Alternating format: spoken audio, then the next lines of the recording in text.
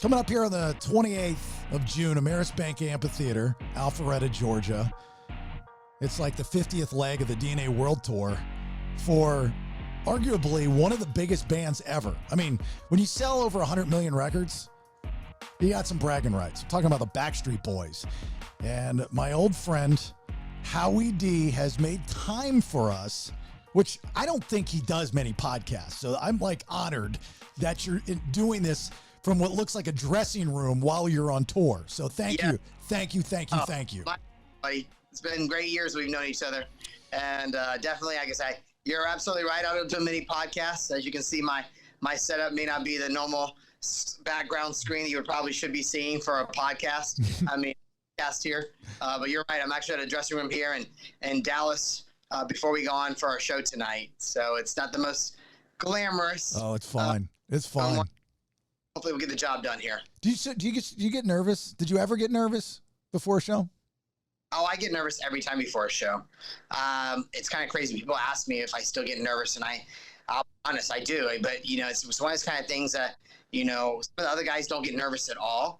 But for me, it's just I've come to realize it's just the way I'm wired. But it's what really helps keep me on my toes during the show. I think the times when I get kind of complacent and, just think, oh, I got this, that's normally 9 times out of 10 the times that I'll mess up. Yeah. And move or get too caught up into something.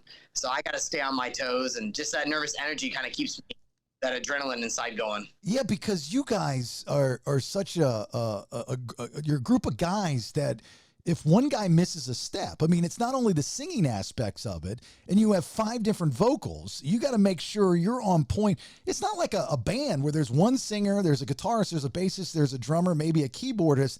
This would be, in my opinion, probably a lot more difficult. If you miss a step, Howie, everybody else is screwed. You're tripping over each other, and the Backstreet Boys are a joke, right?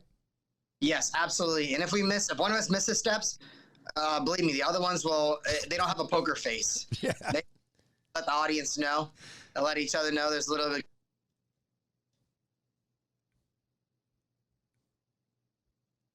We lost your audio for a second there.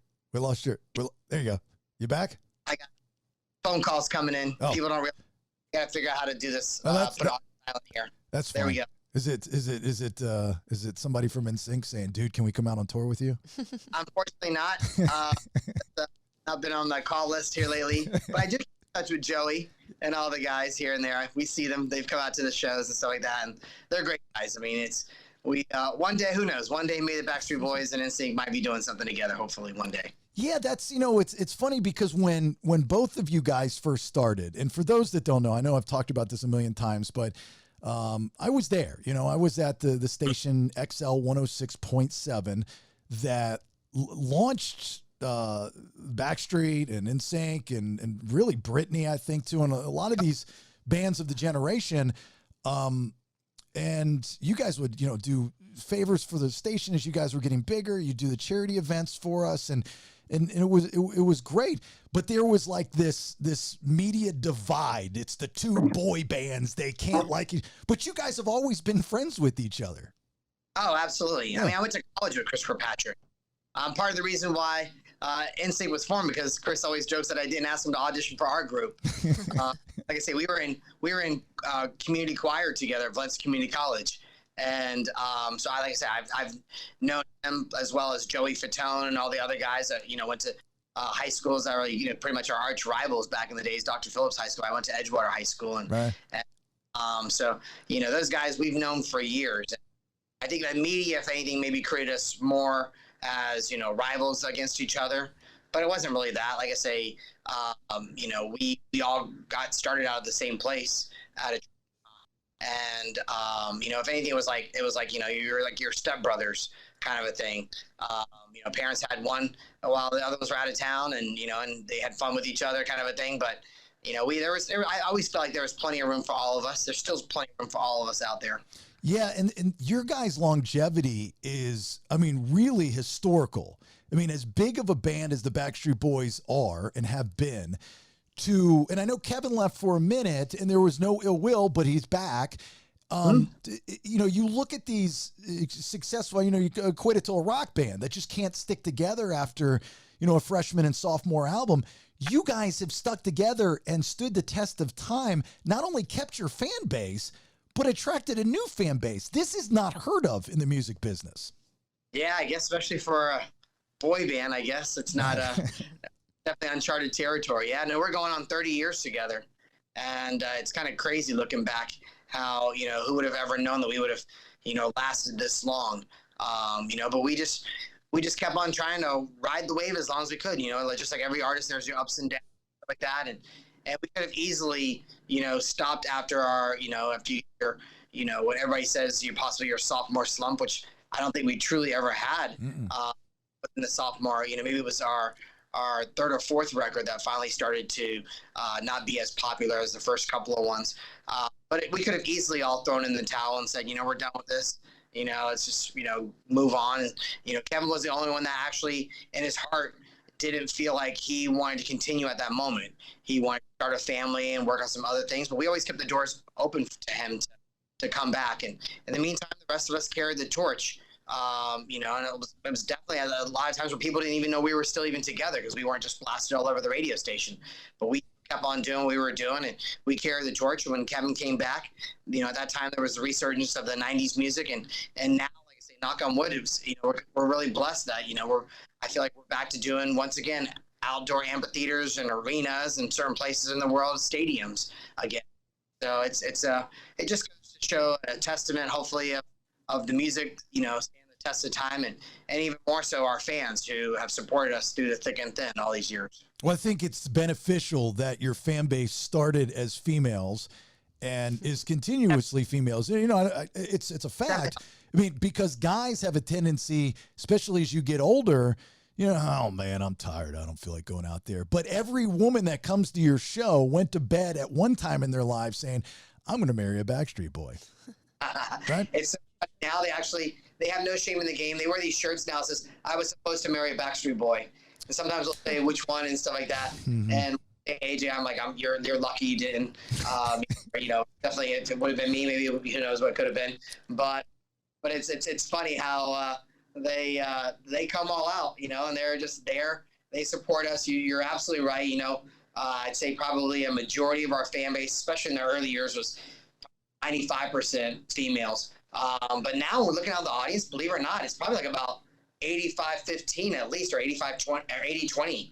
I mean, guys that back in the days that would have been, maybe it wasn't as cool back in the early years to mid, like the Backstreet Boys, or maybe we helped you get, lucky one night with your girl because of our music or whatever. But now they're coming out full strong and saying like, dude, rocking out, and just like, no shame in the game. We're having football players, basketball players, baseball players, everybody coming out and just like cheering on, having a good time, and just saying, let's relive those memories that we had back in the days. It's funny you brought up the T-shirt that says I was supposed to marry a Backstreet Boy. So my wife is such a huge fan. You're her favorite, and I, for her birthday, I got her tickets for the show coming up here on the 28th at Ameris Bank Amphitheater, and I also bought her the shirt.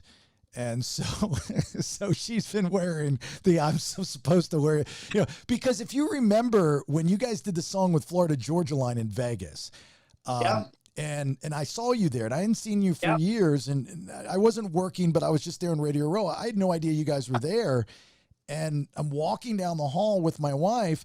I had no idea she was a huge Backstreet Boy fan, so I literally run into Howie. And I'm like, hey, dude, what's up, man? Long time, blah, blah, blah. And I was like, all right, I'll catch you later. They're being ushered around. I've been with my wife for 10 years, dude. I've never seen her so angry that I didn't introduce her. I didn't think it was that big of a deal. She was furious with me. Sorry, dude. It's not your fault. It was my fault. Totally my fault. Oh, that's too funny. Mm-hmm. I love the stories. You probably get those all the time, right, though? I mean, over the years where... you guys are I don't want to use sex symbols. I mean, like the female audience loved you guys. I've seen it with my own two eyes. It was Beatle-esque. It still is Beatle-esque for you guys. But now they're married to, these men, and they're like, oh my God, stop marking out for Howie, Yeah, it's kind of crazy, honestly. I don't get it sometimes. I mean, I just look at myself as just a normal person. My wife's gets me when I'm back home. I'm taking the kids to school. I'm taking out the trash, do my own laundry here and there and stuff like that. So, you know, I don't really look at myself any different. And, but I guess it's probably why, you know, people can hopefully relate to us. You know, I think that we're normal guys. We're all blessed with a God-given talent, and we all got the lucky lottery ticket, you know, to have the break that we had. There's so many other groups that are out there that are just as talented. Some of them may, like I say, more talented than us. But, you know, for whatever reasons, how the stars aligned and how God planned it for us to have success, we're just blessed. And, you know, I'm counting my lucky stars every day. I go to church on Sunday still as much as I can to thank the man above for this opportunity I've been given, and just try to keep on, you know, doing what I'm doing and try to appreciate it. When I look out in the audience and, you know, I sometimes get in my own head, and, you know, because I'm such a perfectionist and I want to be doing the best that I can. I get so mad at myself if I miss a step or don't hit exactly the right note. And all I have to do is look out there and look at the audience and remind myself how grateful I am that we have so many fans that are coming to see us and selling out still at this point in our career. It's truly a blessing. Have your children gotten to an age yet to realize, you know, Dad's a Backstreet Boy, and oh my God, you actually wore those clothes back in the day? Oh yeah, especially my oldest one.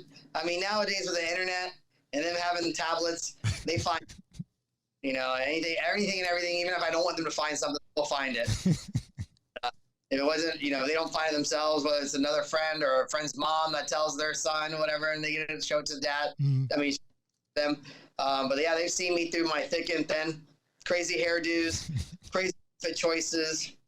Yeah, they've seen it all. But he loves it. He's a little ham. If anybody of the two of them, I have a 13-year-old and a 9-year-old. My 12-year-old, if he really wanted to, I think he could follow in his dad's footsteps. He's contemplating right now, whether it's the music thing or being a what do you call it, like a computer technician kid, because he loves gaming and all these kind of coding and stuff like that. Which he'll probably make more money doing that than he probably would be following in his dad's footsteps. But like I say, he has the gene in him for sure. My youngest one could care less what I'm doing. My wife brings him out on the shows because they're out here on the road with me, and within like 2 or 3 songs, like, "Can we go back to the bus, Mom?" She's like, "Stop complaining. Stop giving that look." She's like, "Do you see anybody else here giving that look right now that you're giving?" No. Everybody's so happy to see Daddy on stage, and you need to be too. They're jaded, Howie. They're jaded. Yeah. Well, Brian's son, you know, Brian lives here in Atlanta, and his son is extremely talented, following in his father's footsteps. And I think he's going to have a very successful career in that genre of music. I think it's country. Yes, he's very talented. He's definitely got his father's. And I mean, he's always been a little ham since we've known him as a little kid. And it makes a lot of sense that he's definitely, you know, doing what he's doing. And he's lucky his parents are both nurturing him to be the artist that he's growing into. And I think, you know, he definitely has a good shot at it for sure. Do you, when you're, you know, doing a show like you guys are on the tour now and you're backstage getting ready to go on and whatnot, do you ever, you know, especially when you guys huddle up before you go out or whatever it is that you do, you just sit around and look and you go, how much times have changed in your life, the band's life, in society in general, and just kind of scratch your head and go, you know, it's kind of like that thing you do, the movie with Tom Hanks, where they finally make it to the talk show, and the guitarist, played by I forget the actor's name, is a great actor, turns to the drummer and says, "How did we get here, Sketch?" He's like, Spartacus brought you here." Do you ever do that? Like, how did we get here all these years? Totally, man. I mean, it's I have to kind of pinch myself, and a lot of times, especially when we have friends and family that come out and are able to relive some of the memories, because it's almost a little bit of sensory overload, I will admit. And, you know, what were the experiences that we've had over the past almost 30 years. And luckily, we've had, like I say, family and friends that have come out with us that have seen it and will recall certain things. Like, "You remember this time when this happened?" And like, "Oh my God, yeah." I'm like, "Thank God you were around," because I forgot. Now, whether it was a couple adult beverages that unfortunately didn't help me to remember whatever the time. But yeah, no, it's I don't know, you know, when we finally do decide to take a lengthy break or whatever, which I don't foresee happening anytime soon, that's probably when I'll probably sit back and really reflect and realize what this journey that I was on, what kind of a roller coaster it was. But yeah, no, it's been a crazy ride. Yeah. And, thinking back on it, how many artists have had the chance to do what we've done and travel around the world and meet the people we've met and performed with other artists that we've admired and grown up, hoping one day just to meet. I don't know where I went with that. I don't even know if I answered your question at this point. You did. But, when you talk about collaborating with artists, I mean, you guys really haven't done a lot of collaboration over the decades. The Florida Georgia line, it kind of surprised me. I was like, one, it was great. The stuff that you did on tour with New Kids, which I'll get to in a little bit, because I thought that tour was genius, whoever put that together. But there have to have been artists, especially rappers, I would think, that have wanted to collaborate with you guys. You guys have just never done it. Yeah, it's funny because Nick recently has been talking about. He's like, we gotta get a collaboration. The only person I did something with was, believe it or not, was Pitbull on. It was one of the records that Kevin wasn't around, and it never made it on the record. I think it ended up being like a B-side over in Europe or in Japan or something like that. It was so crazy. I mean, back in the early days, the record label, we had lots of opportunities working with artists. I mean, we did a collaboration with Lionel Richie, which I was such a huge fan of. And fortunately, the record label wouldn't allow us to put it out, the collaboration. We also did a song with Elton John, El Dorado soundtrack. They at least I can't remember if they at least allowed us to have our voices. I'm not sure if we actually got credited or if we did or not on it. At least we were able to put our voices on it. But back in those days, the record label it was such a business to them that, they didn't want to, unless it was 100% benefiting us, they wouldn't, lend our talents out to be associated with other people, which we looked at, like, oh my God, this is, the greatest opportunity in the world for us. We've, admired people, even, Boyz II Men we did a collaboration with, and unfortunately never saw the light of day. There's just been quite a few artists out there that would love to have collaborated with, have the audience, the world hear about it. But it just never came to fruition. But we still, to this day are, open-minded, trying to think of what's the next step, what's the right possibly collaboration, just what can keep the spark still going. Yeah. Well, the Florida Georgia line got you played on country radio, which, I mean, that brings up a whole nother conversation about radio. I mean, this is a fired radio guy here now getting into the podcasting world at 47, trying to reinvent himself, and if Backstreet were to come out for the first time right now with the way that the business is, no more going and buying CDs, no more jewel cases, none of that stuff. Do you think you guys would be able to survive in this world if you were a new band? It's a totally different scene now, for sure. It's weird how we went through the transition. And I remember at first when, like, American Idol came out and some of these shows where, America was picking the talent. And I remember being a little bit kind of like, well, that's a little weird. It's for an artist to not have to go the normal traditional route of, getting a label to sign them and pay, knocking on the doors and getting out there and hitting the streets in a van or, a Winnebago, just trying to get your name out there, and how, how the internet was coming across and how it was just a click of a button, you can have overnight success. But I had to realize that that's things move that way, just like we started off in the cassette tapes and CDs, and now there's none of that out there. Now it's everything, downloaded, digital and stuff like that. So you just have to move with time. So we even ourselves had to realize how to keep ourselves out there and relevant. And to be honest, it's definitely a faster, more economical way, for sure, of getting yourself out there, your product, your music, your likeness, whatever, out there to everybody in a much faster route than the old traditional way of going to country promoting something, radio stations and TV shows. So it's definitely a change of time that I think has been beneficial. I think for artists that are new now, you just gotta, it's one of those kind of things. Is if your music doesn't stand the test of time and you don't, keep raising your bar, everybody now we're feeding so much stuff. It's so fast. It's like attention spans are shorter. I feel like now. So you got to be on your game, and you got to be willing to keep on servicing your fans a lot more than what you used to have to. Well, you're very active on social media, at least Facebook. I see you, I mean, you try. I mean, I always see you posting something of importance for your fan base. So that's a good thing, right? Well, it's one of those kind of things I had to learn to come to doing. And, in the initial parts, when I first, I'm like, I don't know, besides getting up on stage, I mean, what's so interesting?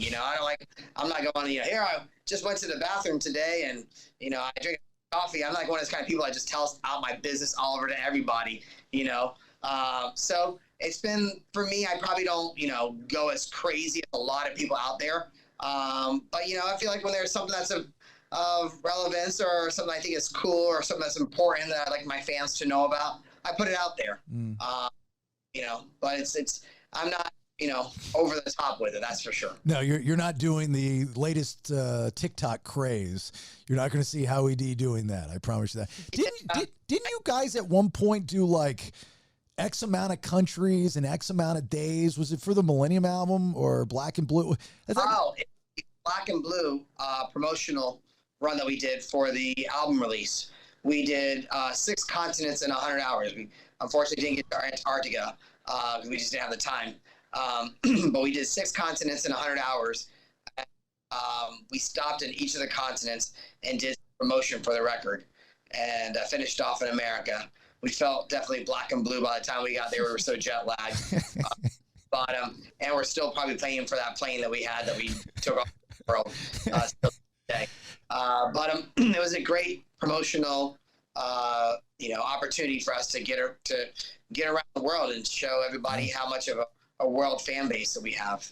Have you guys ever, I mean, we're talking 3 decades, so these things must come up, but you guys have been able to keep, a lot of your business under wraps. It's like the Backstreet Boys are not like the present day bands and it's probably because they are so open on social media, but have you guys ever had a Stillwater, almost famous airplane moment where something went wrong with the plane and you're like, we're going down. I got to tell you something, AJ. I did this to your shoe one time. No, maybe you have to tell us a lot. I mean, we've had some scary moments, definitely on private planes where, in Paris, coming from I think from Germany going to Paris, where the plane, we were just all sleeping next to it, just, hits a big air pocket, and we're all just like, praying to God, putting our heads between our legs and just, praying to God, wishing, we make it down safely. But nothing crazy. I mean, we actually were in the early years in Germany. We were supposed to go on a helicopter ride with like a school field trip. And luckily enough, our manager at the time did enough research on the helicopter. He didn't feel safe for us to go on it. So we didn't do the promotional little trip. And unfortunately, another artist did it, and the helicopter crashed. Oh, my God. And nobody survived except for one person. So fate definitely stepped into place there for sure, that we were blessed that our manager at that time did us right by making sure that we didn't get on that helicopter. I swear to God, you guys are like freaking blessed unicorns. I mean, like everything that is good that can happen to a group of guys has happened to you guys. And it's, again, I was there at the beginning, and, people look at these, you guys or the NSYNC guys or anybody from that era in the pop world, and they're like, they must be. And I always say, the nicest guys in the world. I mean, they every time I've run into you over the years, you're the same guy who I was over his house, or I think grandma's house in the basement, and you're coming back from tour, I mean, just like, well, yeah. I'm back. This is it. Yeah. You're that guy. Yeah. Mom's house. I know. It's crazy. Memorable years. That's for sure. Yeah. I had a little energy back in those days than I do now.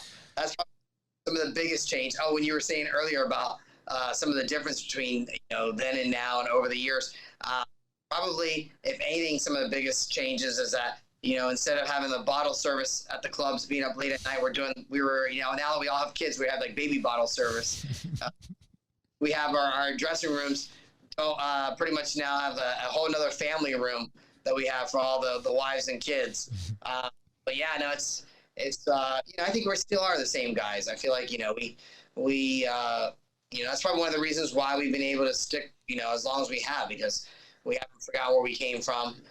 We keep each other in check. We don't let anybody's egos get too big.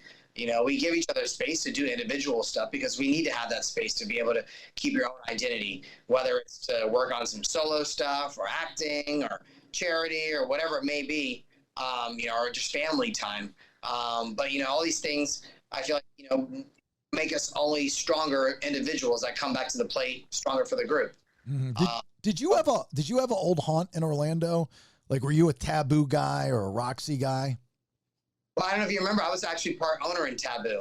Oh, that's right, with Mark and Johnny, right? Yes, exactly. Mark Niju, and Johnny, and Morgan, John Morgan. John Morgan. Yeah, no. So yeah, Taboo. But I went to all of them. I went to Roxy's Fight Night on Mondays and stuff like that. I was there at all of them. Especially with my brother Johnny. Especially when I come back into town.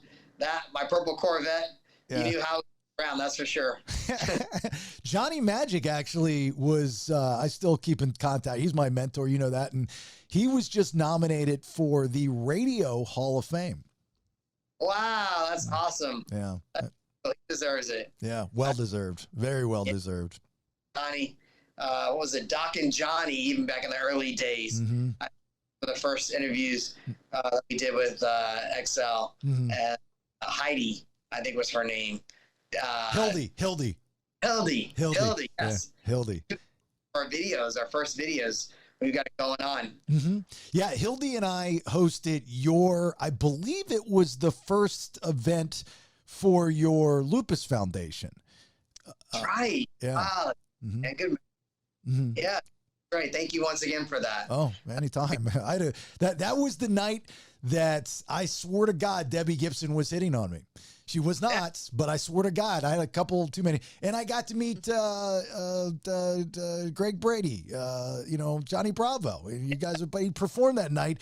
And I was up on stage and he was getting off. And I go, I didn't know he was going to be there. I said, oh, my God, there's clowns never laughed before. And he's like going through the back and he's like, yeah, peace out, man. We'll see you. I was like, no, come back.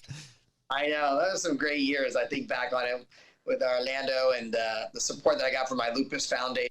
My sister, I lost to lupus many years ago, and the charity concerts. I look back on it, and I remember, like you say, the Debbie Gibson, the Pointer Sisters, the Monkees, even the Rascal Flatts. I had them before they blew up, and John Cicada. It was just such a great, support and love that I got from you guys at XL and also the local community, and it was just a really cool time that I look back and was able to do something good, philanthropic outside of the Backstreet Boys by raising money and just having the support of all the other artists in the industry that were coming out and supporting me and my foundation. It just was definitely some of the best memories I can take back of my career, for sure. Yeah, they were, simpler times, good times. We were younger. And I remember the moment, even young in my career, that I could tell you guys were no longer just the Backstreet Boys from Orlando, but now you're this phenomena.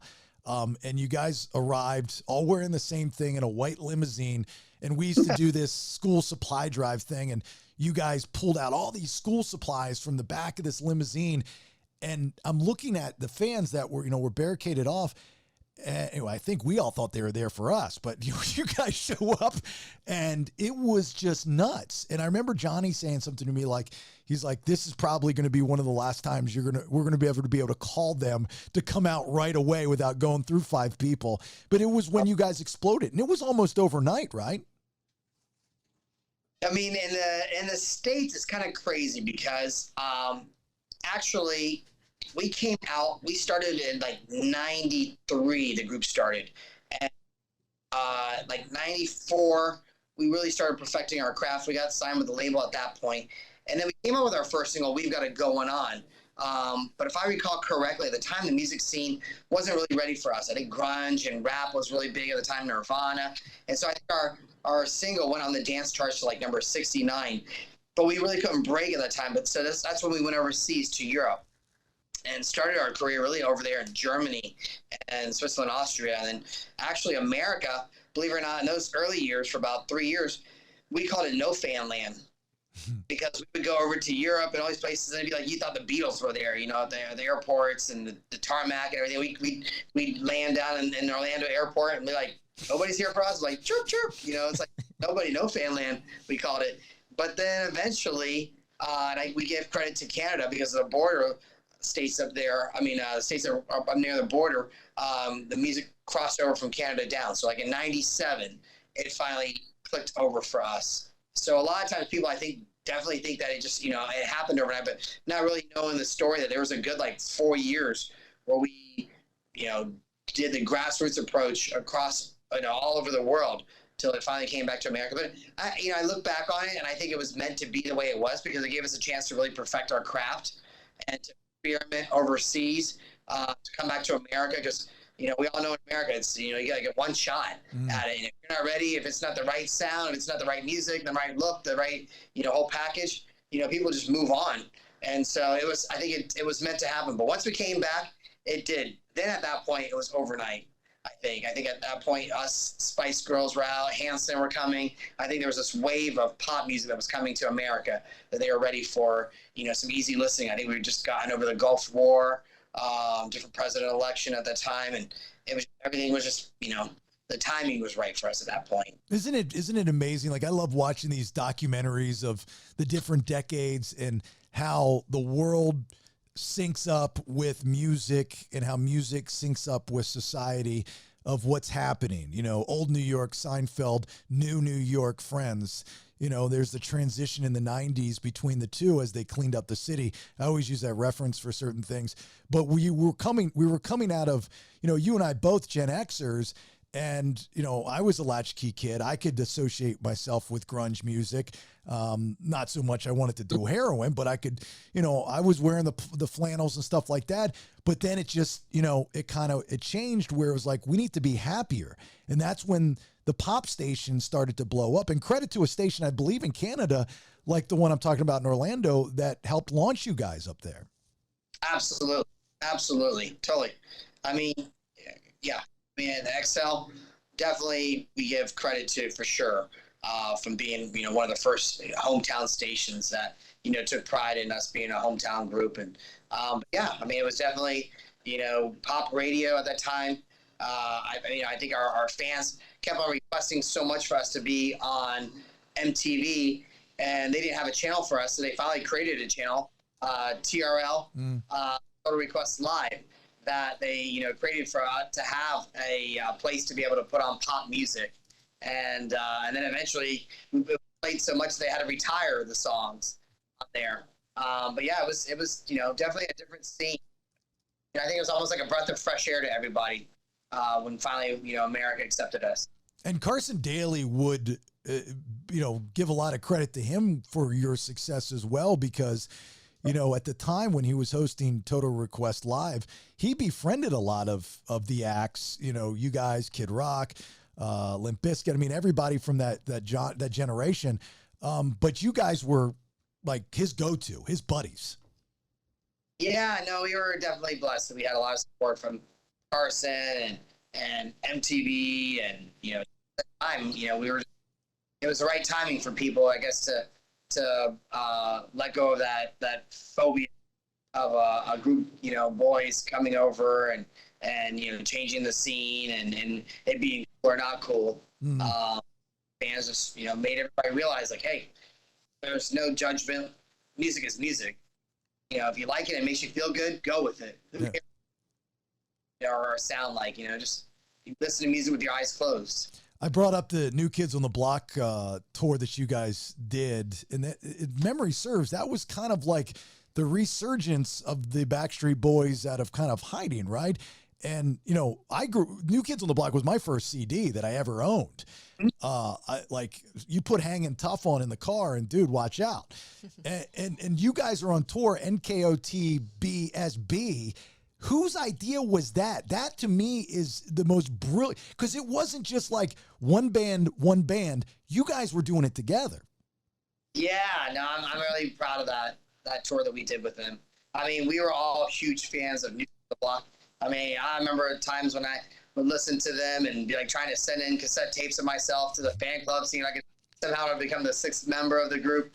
And you know, they were doing their thing. They were truly the boy band before us, that's for sure. Yeah. And we looked at them and admired them and their success that they had.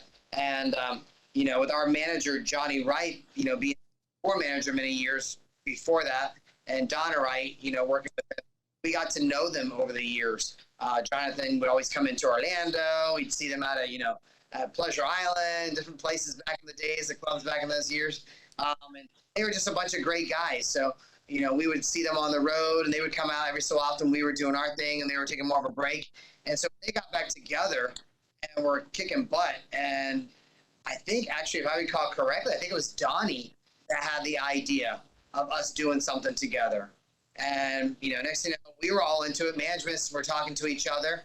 They were all into it. And it's like, you know, once again, it's like, you know, there's room for everybody out there. Especially since we've all had success of our own. And why not, you know, combine it together?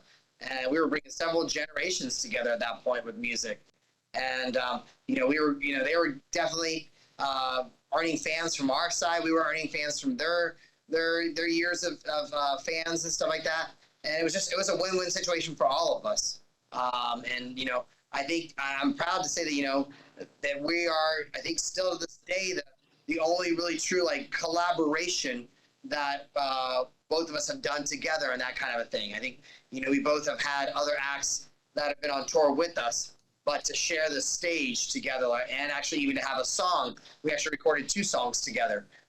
Besides the Florida-Georgia line, you know, that was pretty much the only, you know, other band that we've actually done that kind of historical kind of thing. And I'm very proud of it. They're great guys, big friends with all of them. Yeah. I can do the New Kids dance, by the way. I can, I still, even after all these years, I can do that. All right. Nate, do you, I don't want to keep Howie too long because you're going to miss the show, but Nate, do you have a question for Howie? Yeah, I was just wondering, Howie, have you ever fallen off the stage or any of the other guys? And if that happens, like what do you do? How do you recover? Or what are your instructions for that? Yeah, unfortunately, I will admit that I have fallen off the stage a couple of times, especially when I'm out there. Like we have sometimes the stage will not just be regular flat, but sometimes I have like a passerella to go out. And if I get out there and I get too caught up looking at somebody, and next thing I miss a dance move, and somebody accidentally bumps me, I can admit that I've definitely fallen off a couple times. Luckily, the last time I at least had a security guard that was right there, like caught me in his arms. That worked out to my benefit. But you know, definitely, I'd say probably the next most accident prone is AJ. It was on the New Kids on the Block show. He was doing I can't remember if it was. I think it was in rehearsals, thank God for him. But there was like a little trap door that we had, and he just walked right through it, next to him, right down, and pretty much just gave him a big scrape, big raspberry. You know, he went to the hospital, was, you know, made a big ordeal out of it more than it really was. But yeah, we can admit that we've had a couple of casualties amongst the group. So do you just jump right back in? Like once you get back on the stage, you just have to try to get back in, or do they pause for a second? Or I think the last time I remember not falling off the stage, but I fell into the stage in Vegas on a residency back about 3 years ago. We have these quick changes sometimes, and sometimes in the back there it can get really dark with the lights keeping everything dark in the back. And I remember I was running late and I bumped into our wardrobe girl and did like a 360 right into like a sharp metal point and punctured my kneecap. And it was definitely, I think I was in such shock that I didn't realize how bad it was hurting me. I went on stage and I tried finishing like the last song. I think I Want It That Way or Backstreet's Back, and I'm dancing. You can see the blood like coming out of my pants in the show, and the fans like, it's crazy. What's going on? Actually did go to the hospital. Got some stitches for that. That was worthy of going to the hospital for. But yeah, you try to just let the show, continue on. The show must go on. Did you enjoy performing at you guys were at Planet Hollywood, right? You were there right after, I think, Britney's residency, correct? Yes. Yeah. Actually, it was a tail end of her residency. We were sharing the stage. Normally I have like 4 different artists sharing the stage throughout the year. And that was a great experience. I really enjoyed it. And off to Britney and Celine Dion and everybody, did for us that made Vegas like the coolest places to want to do a residency and not think of it as the place that you go to retire into the sunset. Yeah. Yeah, it was lots of fun. Yeah, there's just an energy there. My best friend's a DJ. He's got residency at Hakkasan and the Omni, and he does the Wet Republic stuff. And it's a different world. It's a different lifestyle. Yeah. It's lots of fun. Lots of fun. Yeah. Lots of fun. Jill, question for Howie. Hey, Howie. Thanks for talking to us. Millennium was one of my first CDs ever. Shows my age. You talked you talked about getting really nervous before shows. So I was just curious, what is some advice that you would give to people to help them like harness their nerves before doing something super important? Believe me, I wish I could still get some advice myself from somebody to help me control my on stage. But I guess the best thing I can do is I try to say, okay, take a deep breath, realize that, even if you do mess up, a lot of times in your own head, and people don't really catch the mistake as much as you probably really think they do. So just go out there and really just try to have fun and try to be in the moment. Because before you know it, the moment's gone. And, instead of being all anxious and having nerves to take the enjoyment of the blessing that you have, try to just, realize the blessing you have and realize that, we're all just humans. Even if you make a mistake, who cares? Those people, you're more human than, trying to be perfect.